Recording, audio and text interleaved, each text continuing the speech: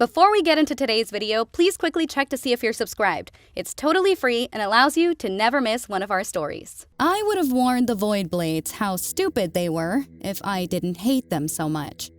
Then again, maybe I wouldn't have hated them so much if they weren't so stupid. I was working in the Taraxian embassy on Earth as a guard because I was stupid too, and didn't believe the stories about this place when I signed on. Low risk, high prestige, it seemed like a choice post, and I was confused why there were so many openings. I asked an old-timer about it, and he went on and on about how everything on the planet was half made of water, how there was water flowing everywhere, water falling from the sky, water this, water that, just water, water everywhere. I figured he had to be trying to cap my notes, because even our high bureaucrats wouldn't be dumb enough to try and set up an embassy in a place like that, right? Shardling, the next time you hear someone say, the high bureaucrats would never do that just to save face, you point them at our embassy on Earth.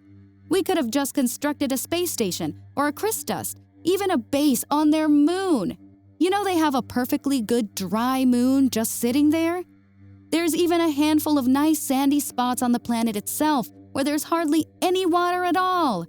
But no, we've got to set up our embassy in the big city with all the other embassies, or we'll look weak. You know what looks weak? Being melted alive because a pipe burst in the human building and you weren't wearing your protective cocoon because it looked undignified. Yes, I know that only happened once, but it still happened, didn't it?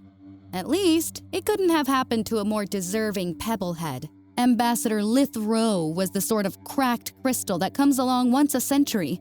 I wouldn't be surprised if someone damaged that pipe on purpose. Yes, the Void Blades. I'm getting to that. It was about a week after the ambassador died that they decided to raid Earth. The embassy was abuzz with activity, an endless stream of human officials visiting us to offer their condolences and assure us that such a disaster would never happen again. Speeches were made. A grand funeral was held with far more pomp and circumstance than the bag of rocks deserved, but it would have looked bad otherwise. Every day saw a new visitor in their sealed containment suits enter our carefully controlled, humidity-free embassy. I was busy for the first time since taking the job, checking credentials, escorting VIPs, and generally acting as a fine representative of our crystalline people to the flesh bags. The vice ambassador was aglow despite the great tragedy of her mentor passing. She was suddenly the most important Taraxian official on Earth, and it must have gone to her head.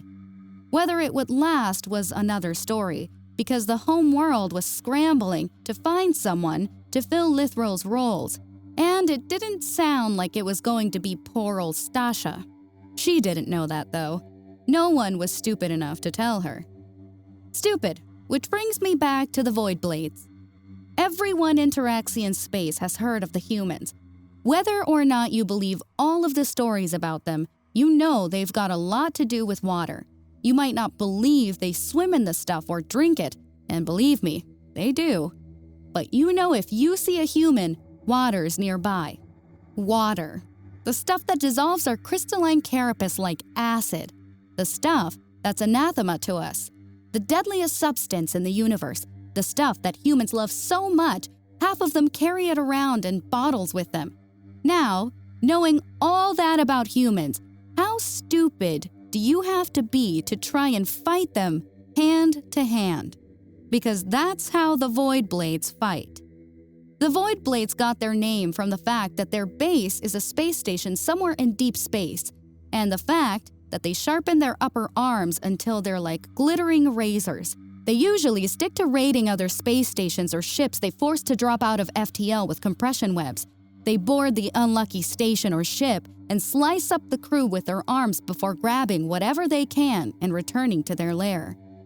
The mess they leave behind is generally the type of thing shardlings tell each other at night when they're trying to spook each other. It's not just the boarding either, but how it gets done. They've modified their spindle ships to grow a big ram on the front with extra thrusters on the back.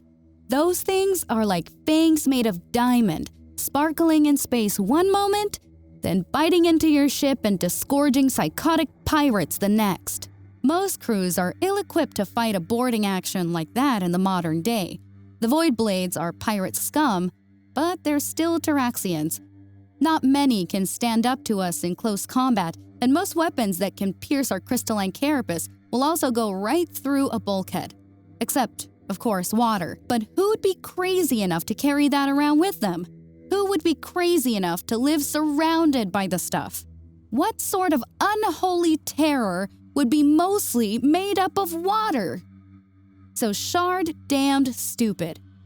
So anyway, the Void Blades heard about the ambassador's death and thought the resulting disorganization would make our embassy a prime target for a little planet-side smash and grab. Embassies have plenty of potential prisoners to ransom after all. That and the newly deceased ambassador loved to show off his wealth in order to impress other dignitaries. And everyone knew it was all kept in the embassy. Now everyone except him was going to pay for it, though it helps that in the end, the pirates paid most of all.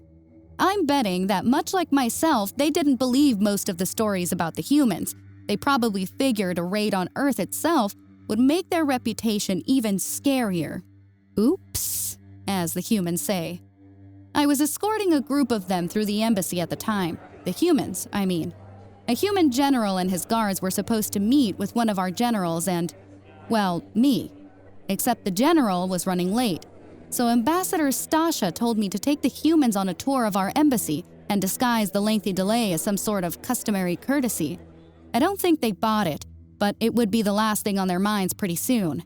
I had managed to drag the 4 suited humans to the top floor observatory, where I managed to flatter both their species and ours by pointing out how impressive viewing bays offered an impressive view of their equally impressive city. I don't think they were actually very impressed. That changed when one of them saw the comet. The humans clustered around the long-range scopes and made appreciative grunts at how clear the comet looked with our imported Taraxian optics. Clear enough when the general got his turn.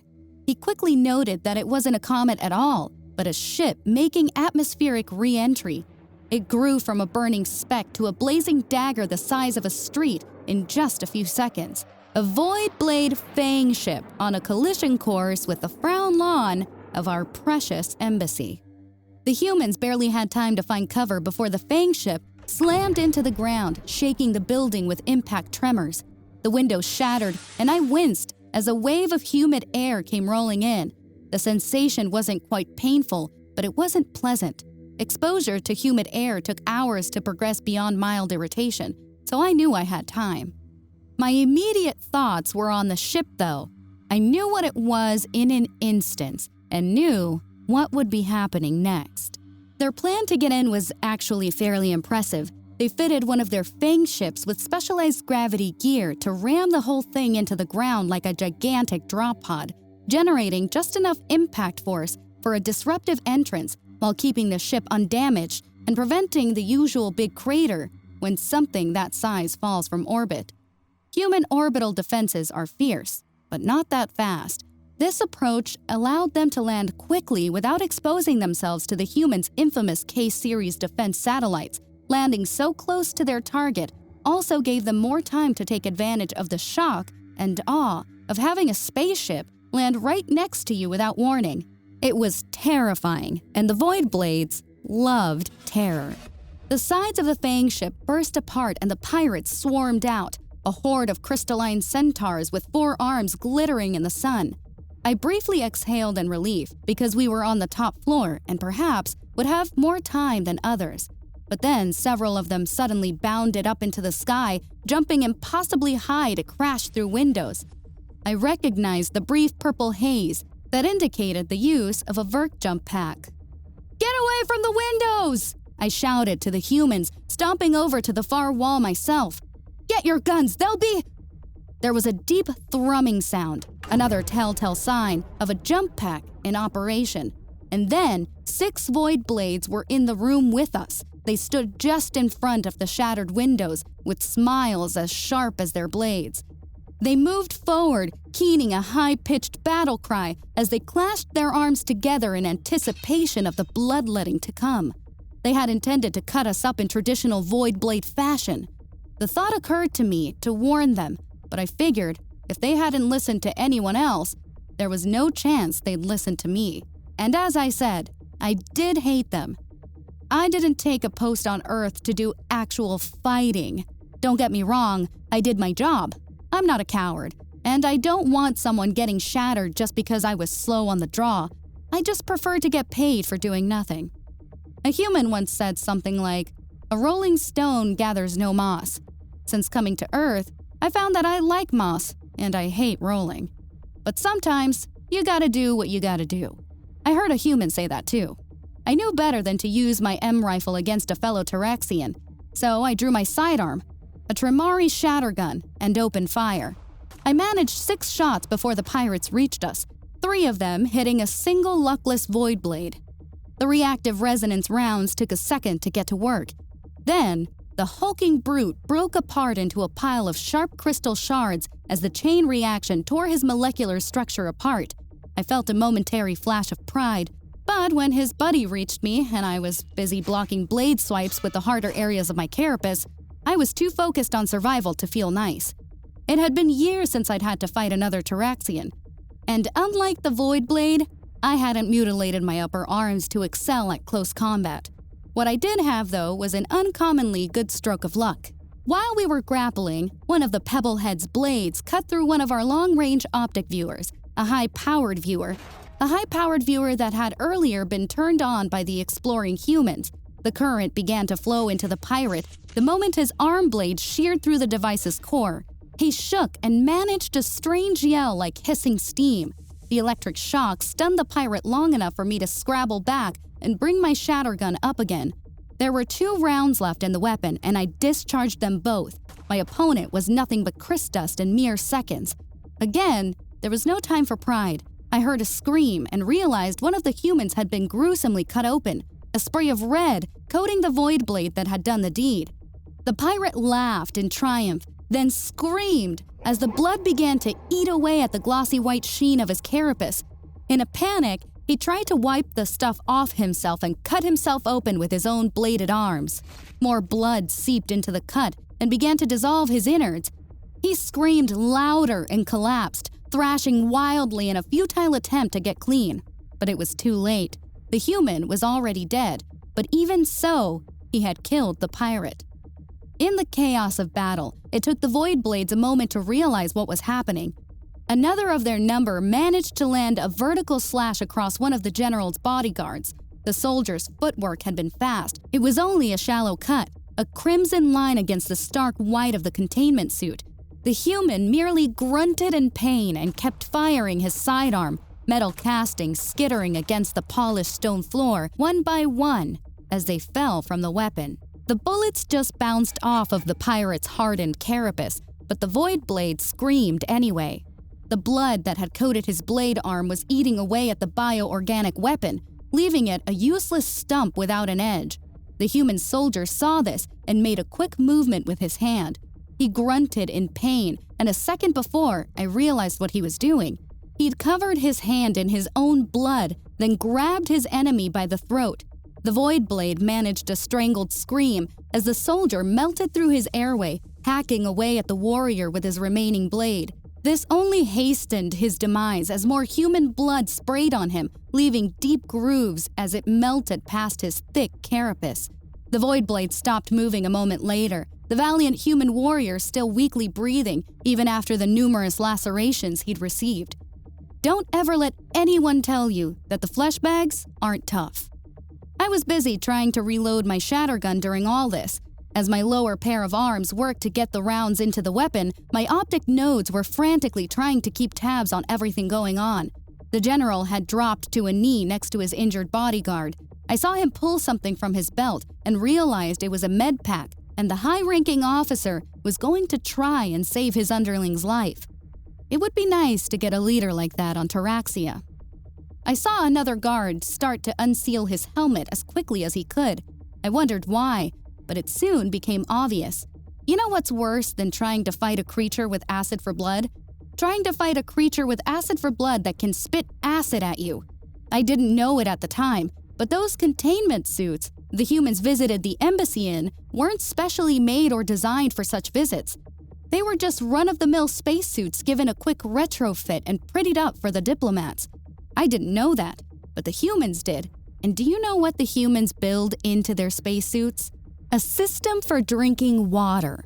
The human made a truly disgusting sound, something like "huh-tuh," and then there was a gobbet of grossness melting into the Void Blade's chest.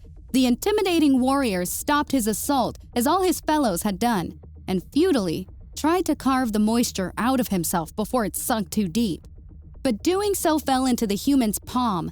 The first spit had been quick and dirty to buy time. Left unmolested, the soldier grinned and sucked on a little tube that protruded from the neckline of his containment suit. Then, he spat out a full mouthful of pure, undiluted water onto the Void Blade next to him.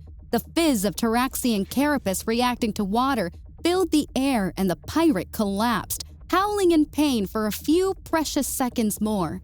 Then the water melted through his core and silenced him forever. The other humans saw this and quickly followed the first human's example, sucking up water to spit on their foes that killed them with far more ease than their weapons did. After that, the fight was over in a matter of seconds. One human had died, and 6 of the most feared pirates in known space had been slain. From my spot near the shattered windows, I could barely see more below, fleeing for their ship, the ground assault already failing.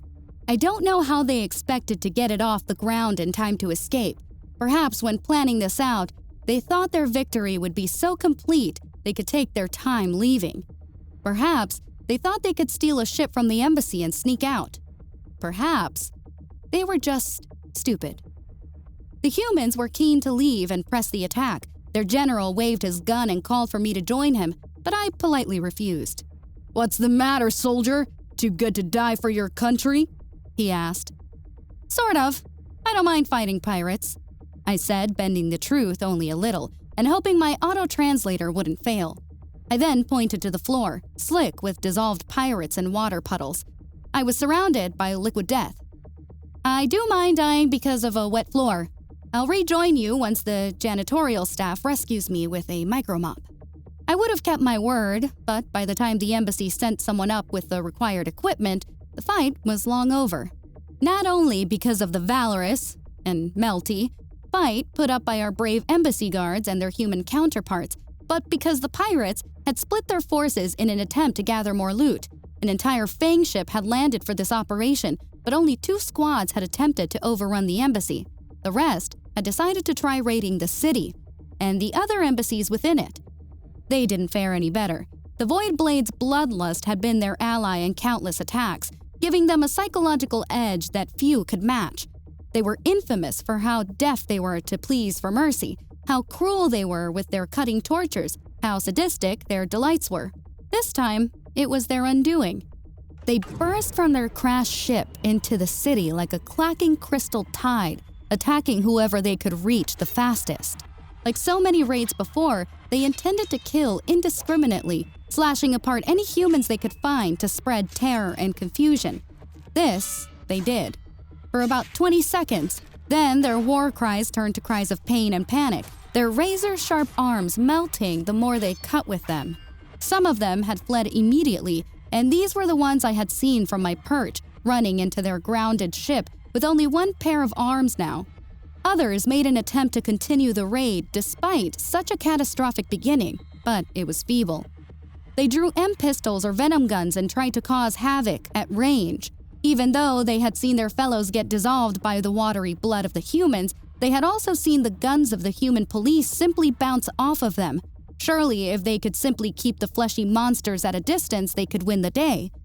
It was a fresh cut of stupidity from the moron butcher. Let's put aside for a moment the fact that just because the weapons carried by human police, to police humans, don't hurt us, doesn't mean they don't have such weapons. Because I knew at that very moment, bore guns and shatter weapons were being broken out of storage and given to human soldiers very eager to see some action. No, there is a more pressing problem for our rancid raiders. You must remember, the humans of the city were used to Taraxians.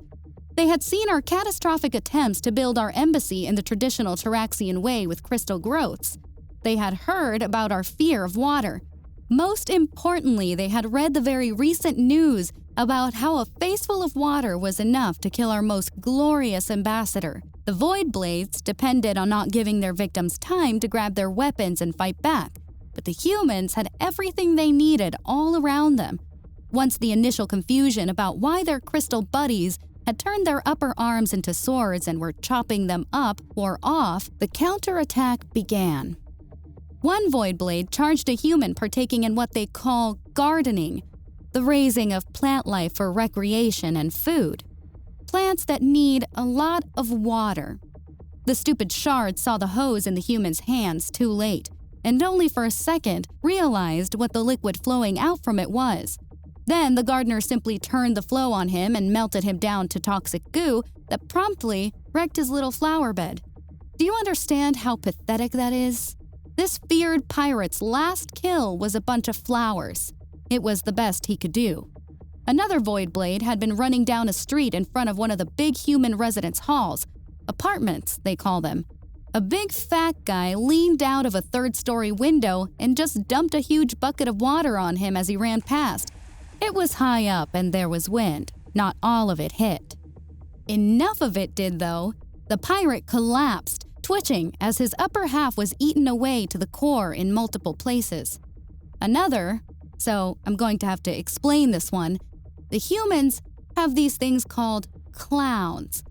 These are humans who paint themselves up and wear even sillier clothes than normal to entertain other humans, usually the smaller children. They also mess around with various props, and one of their favorite ones to use is these things called balloons. No, not the big kind that you ride in. They have these little expandable bladders that you can fill with all sorts of things, usually helium or air, then twist into all sorts of funny shapes. So, 3 Void Blades were fleeing. They'd already seen the raid go bad, and now they just wanted out. They were roaring and screaming and carrying on, and generally most everyone was happy to get out of their way.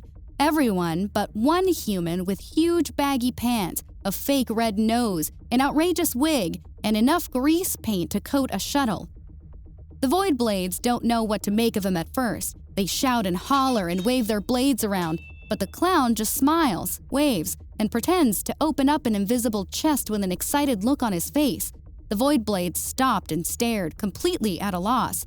The clown reaches into nothing, then, with a shocked expression, pulls 2 big balloons that were clearly full, almost bursting. The blades start stomping towards the clown, and the clown just hucks the balloon at them.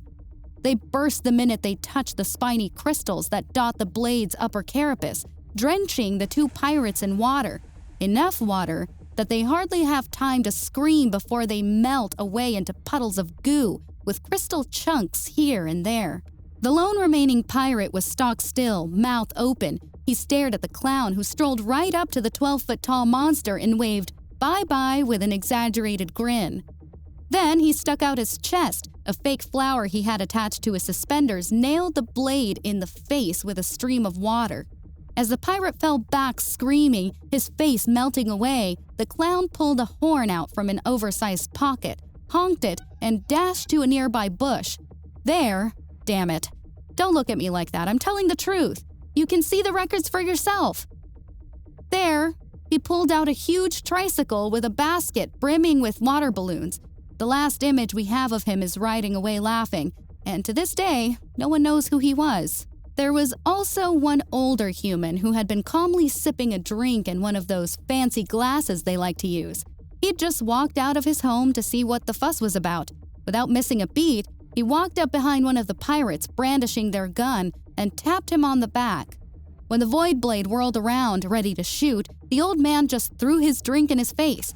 The venom gun clattered to the road as the pirate died. I'll spare you the details of how it looked, but you can see it for yourself if you really want to. I'm not even going to get into what happened when it started to rain. There were countless incidents where the city's populace fought back. Those were just some of my favorites. It's all available on the humans' internet. The humans recorded the entire attack with those little devices they're always carrying around. Every death, both human and blade, and every defeat of the notorious pirates by random city folk using household objects.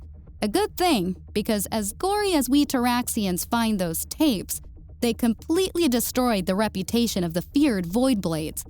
It is difficult to think of a pirate organization as terrifying when you have seen a recording of their most feared raiders fleeing in terror from a group of angry children armed with toy guns. Granted, those squirt guns, as they call them, were loaded with water, our most deadly substance. But it's the optics of the thing. Load a weapon with whatever you like, but if it's bright pink, plastic, and has a cartoon rodent drawn on the side, I simply cannot take it seriously.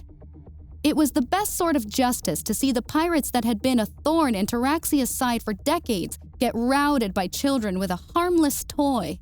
Those little humans have a bright future in the ranks of Earth's warriors, though. Silly optics or not, it takes guts to run after a 10-foot-tall killing machine when you're 4 foot. There was a long and annoying argument about what to do with the Fang ship when everything was cleaned up. Technically a spoil of war to the victorious humans, the ruling bureaucrats back on Taraxia weren't keen for the humans to have complete access to a heavily modified spindle ship quite so soon. It was unlikely that they'd find anything revolutionary, but we were still in the process of trading technologies back and forth, and the pebble counters of the assembly were afraid we'd miss out on a potential bargaining chip. That was another fight the humans won, though. They dismantled the great tooth of crystal and metal over the course of a mere 2 weeks. I was honestly impressed by the quick and organized way they did it, too. Almost like they'd had some experience in quickly disassembling and moving crashed alien craft. The only thing they didn't manage to take with them was the ramming prow, which was lodged into a layer of rock perilously close to several key underground pipes and cables. In the end, they turned it into a monument for the 12 people killed by the Void Blade attack. This led to more activity at the embassy for the dedication ceremonies, and I was deeply impressed with how the Void Blades managed to make my life worse months after they were all dead. Well, mostly dead. The human military managed to catch most of the Void Blades that survived, an action that prompted even more activity at the embassy as we tried to figure out where they should stand trial and what for. Both Taraxia and Earth were quite keen to punish them, so I don't know why the talks took so long, but you know bureaucrats. Others were hunted down by the Earth's vengeful populace. Regardless of how badly the attack failed, the pirates did kill several innocent people in their initial attack. The Earthlings were quite keen to dispatch homebrewed justice once they learned all they needed for it was a bucket and a good throwing arm. A handful of Void Blades did manage to escape, though. The Fang ship had space for 99 pirates within it, and only 99 were accounted for. 10 monsters scattered and vanished after facing a foe more monstrous than they were. But I hardly think that the humans need to be afraid of these vermin anymore. I hear most of them fled to a place called Nevada, a little slice of heaven that's almost as dry as Taraxia and not nearly as settled. Occasionally, I hear stories about misshapen, tall, four-legged creatures all swathed in tarps like decaying robes wandering the Mojave. Sometimes, people report them near the various ghost towns that dot the region, but most sightings occur in the deep desert. I think they're hiding to this very day, too afraid to face the humans once more. There, they spend their days living off sand and salt, a despicable existence quite fitting for the stupidest pirates to ever come to Earth. I just hope no humans ever get it into their heads to try their hands at space piracy. The last thing the universe needs is a race of aliens with acid for blood preying on the ships that wander the stars.